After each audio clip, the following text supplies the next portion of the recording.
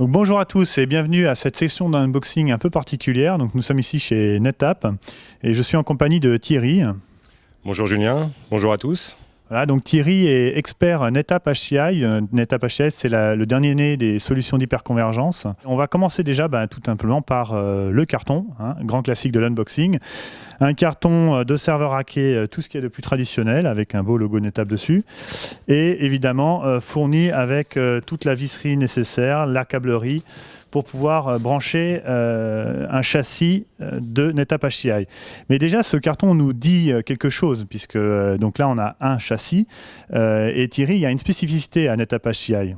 Effectivement, on parle de châssis. La solution NetApp HCI repose sur un châssis et des ressources qui sont des ressources compute ou stockage qu'on va insérer dans ce châssis. Alors quand on reçoit un cluster HCI NetApp, on reçoit des cartons comme celui-ci, au minimum 2, puisqu'il faut 2 châssis pour démarrer la solution.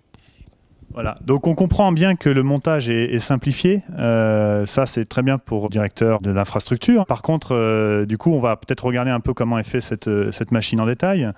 Qu'est-ce qu'on a de spécifique finalement qui nous permet de rentrer ça rapidement dans un serveur, enfin dans un data center, je voulais dire, et puis ensuite de tout simplement le déployer. Quel est l'avantage de cette solution ? Alors effectivement, cette solution arrive sous la forme de ce châssis prêt à raquer.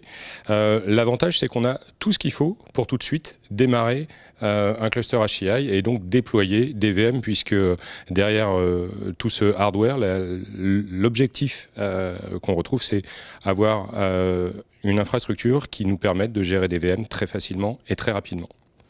Donc on retrouve ici la moitié du cluster de démarrage avec donc ce châssis et les ressources qu'on va pouvoir insérer, des ressources calcul et des ressources stockage, comme je l'expliquais. Ce sont ni plus ni moins que des serveurs x86 banalisés.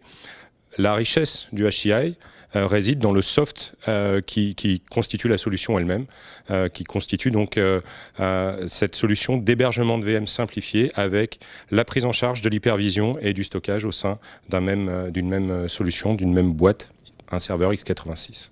Ok, donc là, ça c'est pour la partie montage.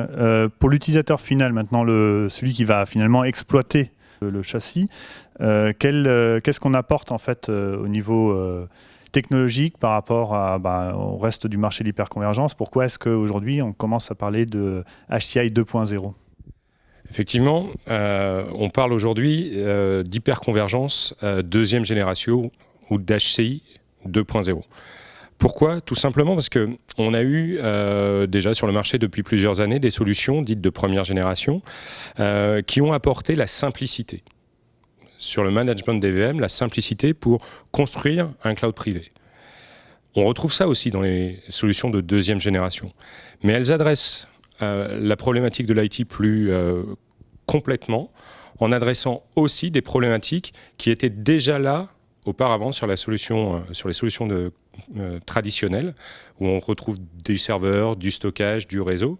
Là, ce qu'on va faire, c'est adresser la problématique hyperconvergence et en même temps conserver les avantages qu'on avait sur l'infrastructure traditionnelle. On va donc pouvoir gérer de la VM en oubliant l'infrastructure. Ça, c'est la proposition de valeur de l'hyperconvergence. Mais maintenant, on va pouvoir consolider plusieurs applications sur le même environnement. Et ce, sans risque, puisque la valeur de NetApp HCI, l'avantage de NetApp HCI, c'est de proposer une croissance dissociée entre les ressources de stockage et les ressources de calcul pour avoir une solution à la fin qui colle parfaitement aux besoins du client. On ne va pas être obligé d'over-provisionner, de surprovisionner sur le compute ou sur le stockage. Et le deuxième point, pour pouvoir consolider sans risque, c'est qu'on va apporter de la QoS. Et donc, on va assurer à chacune des applications un niveau de service suffisant pour apporter à l'utilisateur final une expérience de qualité. L'objectif, quand je parle de QoS, et ce qui est vraiment nouveau par rapport à ce qu'on peut retrouver sur le marché, c'est qu'on n'a pas une QoS qui va limiter une application, on a une QoS qui au contraire va lui garantir un niveau de performance. Donc assurer un niveau de performance minimum pour que l'application tourne correctement et qu'à la fin, l'utilisateur, lui, ait une expérience satisfaisante. Ça, c'est déjà un sacré programme. Ça explique aussi pourquoi le Gartner considère NetApp HCI comme étant un perturbateur évolutif sur le marché de l'hyperconvergence. Et pourquoi aujourd'hui, d'ailleurs, il n'y a pas que Gartner, le Forrester vient aussi de nous mettre en avant. On est vraiment donc sur une solution qui est extrêmement innovante sur l'hyperconvergence. Et le but aussi de cette vidéo, c'est de vous proposer quelque chose de totalement inédit en France. Nous allons vous proposer la possibilité de faire un test qui sera publié sur ZDNet. Donc pour lequel il y aura tout simplement, vous remplissez le formulaire qui est en bas de cette page et vous avez la possibilité de recevoir, si vous êtes donc sélectionné pour ce test, un nœud complet qui vous permettra du coup de tester vos propres workloads, aussi commencer un peu à développer sur NetApp HCI et de faire un retour d'expérience qui sera donc publié sur ZDNet. Évidemment, cette question du test, ça peut vous faire un peu peur. Et Thierry, il faudrait que tu nous expliques peut-être comment est-ce qu'on déploie concrètement, en combien de temps ça se déploie à NetApp HCI. Oui, effectivement, le déploiement, c'est toujours quelque chose qui fait peur sur une nouvelle solution. Là, nous avons un déploiement qui a deux avantages. D'abord, il est très simple et ensuite, il est très rapide. Pourquoi? Parce qu'il a été automatisé. On a un outil d'installation qui nous permet de réaliser cette installation très rapidement. Moins de 45 minutes à partir du moment où on a rentré toutes les informations, qui sont des informations sur les serveurs de temps, les DNS, des adresses IP, etc. Voilà. Au bout de 45 minutes, l'installation est terminée de façon automatisée. Et là, on peut passer à la gestion des VM, à la création des VM, du provisioning, etc. Je parlais de VMware. Il faut savoir que ces VM, effectivement, sont des VM VMware et que la seule compétence nécessaire, c'est une compétence VMware, puisque tout se fait depuis le vCenter.